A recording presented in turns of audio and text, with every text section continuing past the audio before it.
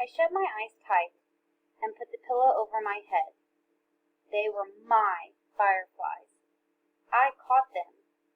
They made moonlight in my jar, but the jar was nearly dark.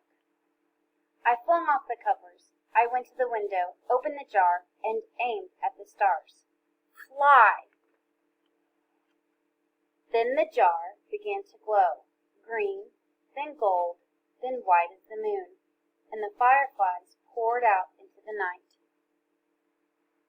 Fireflies, blinking on, blinking off, dipping low, soaring high above my head, making circles around the moon like stars dancing.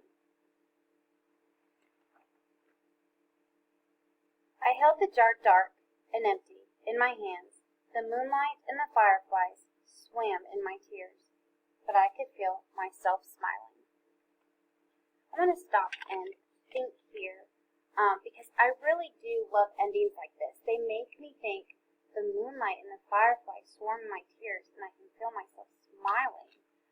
This makes me think that the child is both happy and sad at the same time. Happy he did the right thing, and sad to see fireflies leave. Readers, you might meet characters like this in books this year who feel two things at once. So our kind of closed discussion is on the next slide. I want you to share and talk with your peers. When was a time that you felt two things at once? Like happy, sad, mad, sad, excited and afraid. Okay, so share with us, when was a time that you felt two things at once?